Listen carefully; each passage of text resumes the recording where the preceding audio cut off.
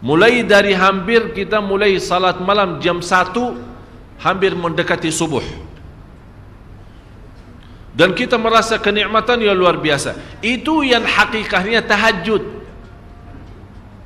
Dan selalu saya minta sama jamaah, cuba salat tahajud, walaupun seminggu sekali, walaupun 2 rakaat, tak usah banyak-banyak, tapi nikmat.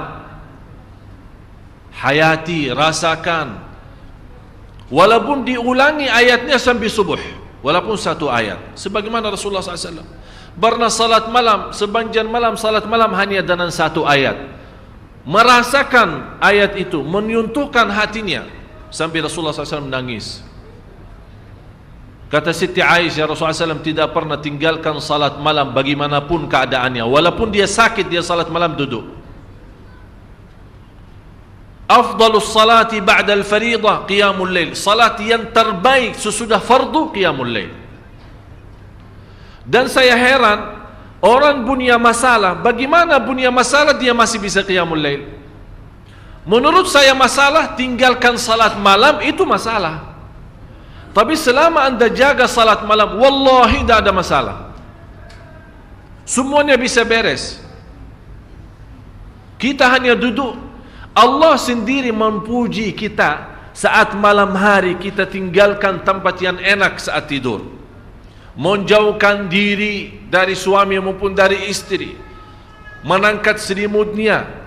Allah maha melihat, dan di situ Allah tunjukkan kepada malaikat, ya malaikati, hei malaikatku, lihat apa yang dilakukan oleh hambaku. Tinggalkan lazatnya tidur, tinggalkan enaknya istirahat untuk hanya mencari ridhaku. Saksikan wahai malaikatku, apapun yang namanya susah tidak ada di dalam hidup orang itu. Allah yang janji Bapak Ibu.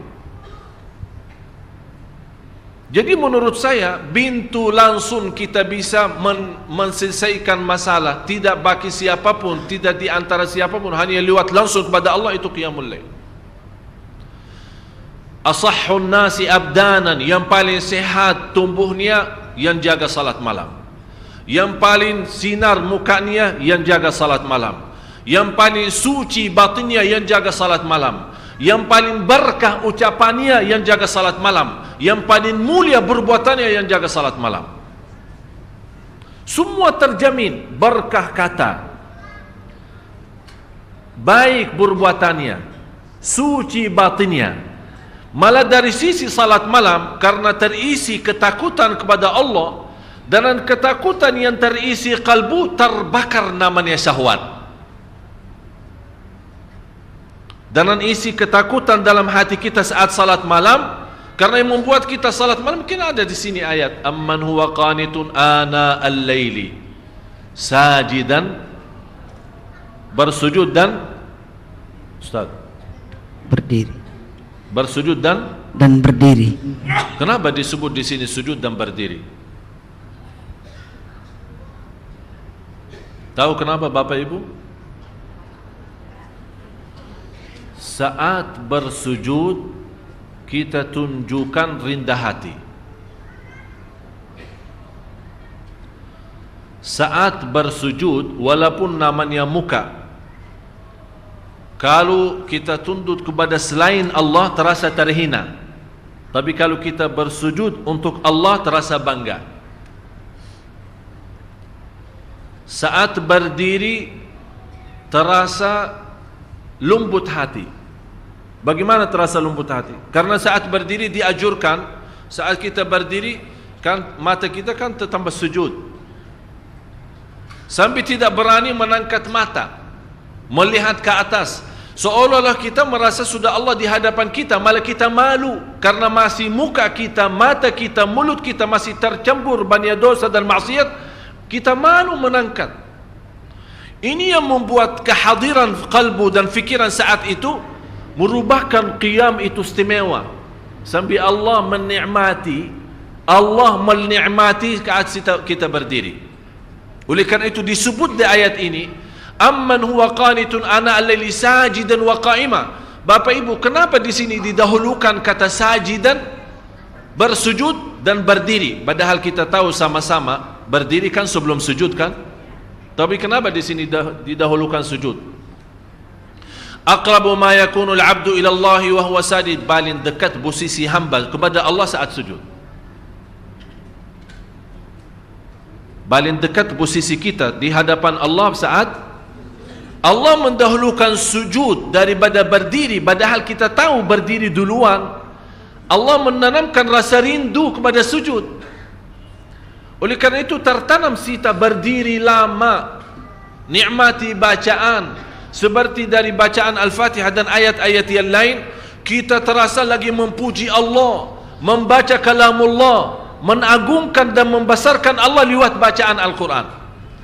Dan terasa, ya Allah, saya sudah lama dan banjan berdiri untuk memujimu. Ya Allah, saya rindu bersujud agar menjadi mendekatimu. Masya Allah. Jadi posisi berdiri dan sujud itu ada ikatan yang luar biasa. Oleh karena itu di rahasia ayat ini dibawakan kata sujudan, sajidan wa qa'ima. Yang lebih indah lagi Bapak Ibu, dibawa kata sajidan, bukan sujudan. Kenapa sajidan? Itu merubahkan orang ini sangat membutuhkan kedekatan kepada Allah. Memang Bapak Ibu semua saya yakin sangat merindukan menjadi hamba yang terdekat kepada Allah. Itu sujudnya. Oleh karena itu dalam kesempatan saat sujud diserahkan oleh Rasulullah kita berbanjan doa, menadu, bermunajat. Karena saat berdiri lama memuji Allah lewat bacaan Quran, kita sekarang mulai minta hajat. Karena saat berdiri kan dah boleh doa. Kapan boleh doa saat? Apa yang kita baca saat berdiri? Alhamdulillahi Rabbil Alamin. Artinya apa? Segala puji. Berarti kita membaca Al-Quran sebenarnya intinya memuji Allah. Kita belum minta apa-apa. Cuba bayangkan kalau ada seorang manusia mulia atau orang kaya, kita duduk di hadapan dia atau berdiri di hadapan dia, kita 1 jam puji dia di depan ribuan orang. Habis kita selesai puji dia, kita minta hajat. Kira-kira ditolak enggak? Diterima. Saya pernah melihat ada seorang bawa kata syair memuji seorang raja di Arab. Sampai di bawah kata-kata, sampai terus terang saja saya tersentuh hati saya. Padahal di bawah kata-kata, barangkali kalau kita kasih ke Nabi masih mending daripada manusia. Luar biasa pujiannya kepada raja. Sampai raja sendiri sudah merasa dirinya kagum, sudah tidak bisa bertahan saking pujiannya tinggi. Habis itu belum dia selesai bacaannya, sudah berhenti, kamu mau apa? Saking senang, saking terbuka hatinya seorang raja, belum selesai orang memujinya, dia malah, udah kamu mau apa?